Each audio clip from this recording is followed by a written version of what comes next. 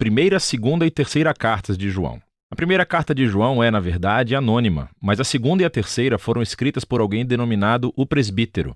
Agora, a linguagem e o estilo de todas as três obras são idênticos uns aos outros e se assemelham ao Evangelho de João. Sendo assim, a maioria das pessoas imaginam que todas as três foram escritas pelo discípulo amado por Jesus, que poderia ter sido João, o filho de Zebedeu, poderia ter sido um dos 12 apóstolos, ou poderia ter sido outro João entre os primeiros apóstolos de Jesus, conhecido como João o presbítero. Seja qual tenha sido o João, ele está em idade avançada e supervisiona uma rede de comunidades de igrejas nos lares que possivelmente se encontram ao redor da antiga cidade de Éfeso. A partir das pistas contidas no Evangelho e nessas cartas, parece que essas comunidades eram constituídas principalmente por judeus seguidores de Jesus e que, recentemente, eles tinham passado por uma crise, o que motivou João a escrever essas cartas. Ele menciona que o grupo de pessoas tinha se separado dessas igrejas. Essas pessoas já não reconheciam Jesus como o Messias de Israel ou como o Filho de Deus, e eles estavam instigando hostilidade entre aqueles que permaneceram fiéis às igrejas. Na verdade, esse conflito é abordado na segunda e na terceira carta de João. A segunda carta de João é um aviso para uma igreja no lar específica. Há um grupo de pessoas que negam Jesus. João os chama de enganadores. E eles provavelmente irão procurar validação e apoio nessa comunidade da igreja, e João diz que eles não devem oferecer. A terceira carta de João é, na verdade, escrita a um membro de uma dessas igrejas em Casas, um homem chamado Gaio. E o presbítero pede a Gaio que acolha os missionários legítimos que chegarão em breve. Ele precisa dizer-lhes isso porque o líder daquela comunidade, Diótrefes, estava agindo como um idiota e rejeitando qualquer pessoa que estivesse se associando a João, o presbítero. E então, essas cartas nos dão uma perspectiva da tensão e do conflito que João enfrentou nessas igrejas. E a primeira carta de João foi escrita como uma resposta a tudo isso, como uma forma de controle de danos. O presbítero garante àqueles que ainda acreditam em Jesus que Deus está com eles, já que são fiéis à verdade. Então, tudo isso nos ajuda a entender a singularidade da primeira carta de João, que, na verdade, não é uma carta realmente. Lê-se mais como um sermão poético enviado a essas igrejas. João diz que não está passando novas informações. Na verdade, quase todas as ideias e palavras-chave na primeira carta vêm dos ensinos de Jesus no Evangelho de João. Sendo assim, o objetivo de João é relembrar e convencer esses cristãos a permanecerem fiéis àquilo que eles dizem já acreditarem. A qualidade poética do sermão de João é muito legal.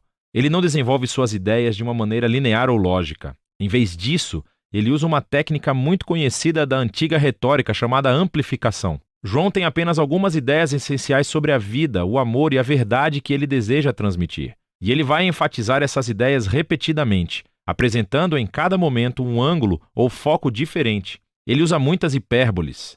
Ele usa contrastes bem evidentes como imagens simples sobre luz e trevas, amor e ódio, bem e mal. Mas não se engane com a simplicidade da primeira carta de João. Esse trabalho é muito profundo. A primeira carta de João conta com uma introdução e uma conclusão claras. E os ciclos que fluem do sermão, entre a introdução e a conclusão, não seguem qualquer tipo de esquema literário rígido. Parece haver duas grandes seções, cada uma marcada pela frase introdutória.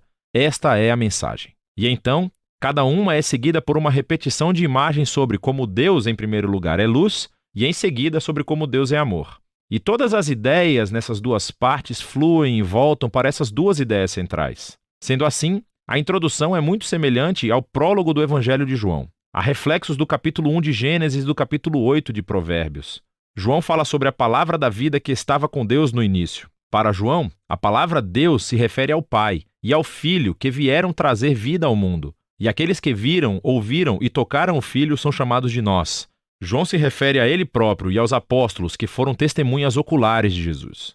E agora nós temos uma mensagem para vocês, a próxima geração de seguidores de Jesus. Então, quando os apóstolos compartilharam a palavra da vida com outras pessoas, essas pessoas também foram trazidas para a comunhão com o Pai e o Filho através dos apóstolos. A palavra comunhão aqui vem do grego, koinonia, e significa uma participação ou partilha. Quando as pessoas ouviram a mensagem de Jesus através dos apóstolos, aquela mensagem trouxe-os para um relacionamento real com Jesus e uma participação verdadeira na vida e no amor de Deus. E em seguida, isso flui direto para a primeira seção principal. Essa é a mensagem. Deus é luz. E esta é a mensagem dos apóstolos, que o Deus revelado em Jesus é luz. Sendo assim, se as pessoas desejarem participar na vida do próprio Deus por meio de Jesus, elas precisam continuar caminhando na luz. É uma imagem formidável, mas o que significa? Para João, significa manter os mandamentos de Jesus. E isso é difícil. Então, quando você falhar, a morte expiatória de Jesus cobrirá os seus pecados. E mais uma vez, você é chamado a se levantar e obedecer os ensinos de Jesus. Mas qual das suas lições? João lembra as igrejas dos velhos e novos mandamentos transmitidos por Jesus aos seus discípulos na última ceia, que eles amassem uns aos outros como ele os amava. Fazer isso é caminhar na luz. Se a luz de Deus agora brilha por meio de Jesus, então significa que a escuridão do mundo está passando. O que também significa que, neste momento, os filhos de Deus venceram o pecado, o mal e a morte que reina no mundo. E isso levou João a desafiar as igrejas. Não ame o mundo, pois ele também está morrendo. Aqui ele se refere especificamente ao orgulho e à corrupção sexual. Provavelmente, esses são problemas ligados ao conflito que existia nas igrejas. E isso leva João a advertir as igrejas sobre essas pessoas que deixaram as comunidades e que negaram Jesus como Messias. João os chama de antimessias e enganadores. Mas ele está confiante de que aqueles que ainda conhecem a verdade sobre Jesus são, na verdade, os verdadeiros filhos de Deus e eles são amados pelo Pai. E eles mostram que são parte da família de Deus quando praticam justiça e amam uns aos outros. Ao contrário dos enganadores, que estão causando raiva e conflitos na província. E isso faz a transição para a segunda sessão principal do sermão.